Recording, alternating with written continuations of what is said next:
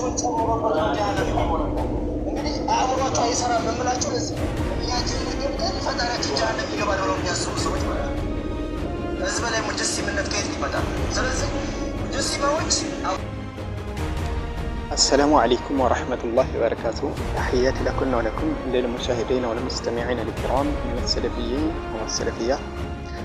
زي قد عندما السموت اعتداء الأحباش على السلفيين دقاقهم من أسوات ونش مسألة نش ما نسمع وهبيوش لالو يو بسلفي هتوان دموشن وهبيا بلو سلمي فرقه ما نسمع وهبيوش إيشي الله سبحانه وتعالى إيقاما كان السو جهنم قبطو النسو انقبال اميلونا تشيلالو بايهون بنقرأش لايه عدس عدلم يتلمد عدلم بزوك زي كود النسو بسفلين ندانونا عند زينة الشبهاتوشين دمو إن شاء الله هايتو زمي يبالو منا إذا قام اللاش ميستي هنا المالسنا طيب بتقلوا عند زينة هاكالن قام اللاش مستأثم تنش كبدال عندن قا عينة هالوكو كان يجي جرانجل የሆነ ማስረጃን እንኳን ይዞ ግን አርዳዶ ተሳስቶበት ምላሽ የሚሰጥ እኮ ይኖራል። ግን ይሄ ግልጽ ባለ መልኩ ነጭ ውሸት ይዋሻል ማለት ነው። አስለን አላዋቂ የሆነ አካል አፉ ላይ የሚወጣው ንግግር ከሰገራ የከፋ ነው። ሊዛ ነው ምን ይላል አልኢማም ሻፊዒ ረሂመሁላህ ታሙል ጃሂሊ ከዱቡር ይላል ወከላሙሁ ከጋኢጥ ይላል። የጃሂል ማለት ነው አፉ እንደ መቀመጫ ክፍሉ ነው፣ የሚናገረው ቃሉ ደግሞ ካፉ የሚወጣው ምንድነው እንደ ሰገራው ነው ይላል። الله المستعان እና እንደነዚህ አይነት አምሳያ ማለት ነው ነጭ ውሸት ማለት ነው። አላህ Subhanahu Wa Ta'ala እንግዲህ ጀሃነም ገብቶ እኛ እንገባል ብለው ያምናሉ ይላል። በነገራችን ላይ ይሄን አስመልክቶ የመጣ ሐዲስ አለ። ምን ስለሚል አላህ ጀሃነም ይገባል የሚል ሳይሆን የመጣውን እስኪ ሐዲሱ ላይ እዛው ላይ እንመልከተው ማለት ነው። ይህን ሐዲስ የሚገርማችሁ الإمام الطبري رحمه الله أحبابش أي نكتلوا الثقة ብለው ከሚተማመኑበት መካከል ከሰለፎች ነው እኛም እንቀበለው نعم እሱ ራሱ ይሄን ሐዲስ አንጥቶታል። እንግዲህ ይሄን ማየት የምትፈልጉ እንትኑን እጠቁማችኋለሁ። ኪታቡን ለምሳሌ ተፍሲሩ ላይ ትገባላችሁ። ተፍሲሩ الطبري ከገባችሁ በኋላ ሱረቱ ቋፍ ላይ ትገቡና አንቀጽ 30 ላይ ማለት ነው እዛ ላይ من ይላል يوم نقول لجهنم هل امتلأت وتقول هل من مزيد የሚለውን የቁርአን ያሲፈስር ማለት ነው። እንደው ለጀሃነም ሞላሽን በመንላትና ተጨማሪ አለኔ የምትልበትን ቀን አስፈራራ አስጠንቅቃቸው የሚለውን የቁርአን ያስመልክቶ ሲፈስሩ ጦበሪ ምን ይላሉ? የተለያዩ ቀውሎችን ካመጡ በኋላ መጨረሻ ላይ ምን ይላል?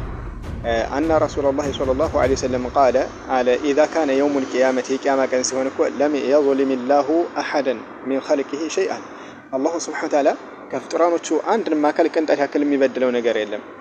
በዛን ሰዓት ሁሉም እንደየስራው ወይወልቂ ፊናር እሳት ውስጥ ይጣላል ማለት ነው። የእሳት ሰዎች ይጣላሉ እሳት ውስጥ ማለት ነው። ተቆሉ ጀሃነም ትላለች ሀል ሚን መዚድ ትላለች። ሀል ሚን መዚድ ተጨማሪ አለን ሌላ የሚጨመር ስለማሞላ ማለት ነው። ሊዛ ነው ምን ይላል እዛው ሐዲሱ ላይ حتى يضع عليها قدمه ይላል። እቺ حتى يضع እስኪያስቀምጥባት ድረስ عليها ነው ያለው። እዚህ ጋር ልብ በሉልኝ። በአንዳንድ ሪዋያ ፊሃ የሚላል ግን ፊሃ የሚለውም አይ بمعنى عليها ነው። ፊ بمعنى على ስለምመጣ ማለት ነው። ጀሃነም እለዋ ላይ እኮ ያስቀምጥባታል አላህ Subhanahu Wa Ta'ala ምኑን ቀደመሁ እግሩን ይላል። እኛ እኮ አይደለንም። فهنالك የዚህን ሰዓት እንግዲህ ላይ የምላህ ይሞላታል ወይዝዋ ይጠጋጋል بعضها ከፊሏ الى بعض ወደ ከፊል ወተቁል ትላለች قط ትላለች አይ حسبي ማለት ነው። በቃኝ ሞላሁ ትላለች ጀሃነም። ይህ ማለት ታዲያ አላህ Subhanahu Wa Ta'ala እሱ ይገባል ማለት ሳይሆን የጀሃነም ሰዎች ገብተው ጀሃነም አሞላም ሊዛ ነው ምን ትላለች? يوم نقول لجهنم هل امتلأت ሲላት አላህ Subhanahu Wa Ta'ala ሞላሽን ጀሃነም ሆይ ሲላት እሷን ምን እንደምትለው هل من مزيد ትላለች። ተጨማሪ አለን ለምን ጀሃነም አሞላም ይላሉ። አላህ Subhanahu Wa Ta'ala የጀሃነም ሰዎች አስገብቶ ራሱ አሞላም። ሊዛ ነው አላህ Subhanahu Wa Ta'ala እግሩን እለዋ ላይ ያስቀምጥበታል ይላል ሐዲሱ። እኛ እኮ አይደለንም። እግሩን ያስገባል ሳይሆን እላዋ ላይ ያደርግባታል። በዚህን ሰዓት ጀሃነም እርስ በርሷ ተጨማምቃ ማለት ነው ጭምቅ ብላ በቃ ቦታ አይኖራትም ማለት ነው። ሞላሁ ትላለች። ይህ ማለት አላህ እግሩን አስገብቶባት ውስጥ ላይ ያላህ ነገር ጀሃነም ይገባል ማለት አይደለም። አላህ ነው ሙስተዓን። እንደው ለገለጻው እንኳን ራሱ አህባሾች በሚገልጹ ገለጻ እኮ ይከብዳል። እና ለዛ ነው እንግዲህ ከማሂ ማፍ የሚወጣው ፈሙል ጃሂሊ ከዱቡሪ ወከላሙ ከጋኢጢህ ነውና ነው እንደዛ ሆኖባቸው ነው ማለት ነው። طيب እዚህ ጋር ሌላ አንድ ሹብሃ ሊያመጡ ይችላሉ። አይ እዚህ ጋር እኮ ቀደም የተፈለገው የሆኑ ስብስቦችን አላህ ያስገባል ለማለት ነው እንጂ አላህ ሱብሓነሁ ወተዓላ እግሩን ለዋ ላይ ያስቀምጥባታል ለማለት አይደለም ብለው ሊሉ ይችላሉ። እዚህ ጋር መርሐባ ጦበሪ አሁንም ተፍሲራቸው التفسير في معالم الدين የተሰኘው ክታባቸው ላይ እንመልከትና ምን እንደሚለው ዘለ እናያለን። ይህ እንግዲህ ክታቡ التفسير في معالم الدين الإمام أبي جعفر محمد ابن جرير ابن يزيد الطبري እሳቸው የጻፉት ስለ አቂዳ የተናገሩበት ክታብ ነው። 133 ትገባላችሁ እዚህ ክታብ ላይ 133 ከገባችሁ በኋላ እዚህ ጋር ተመልከቱ።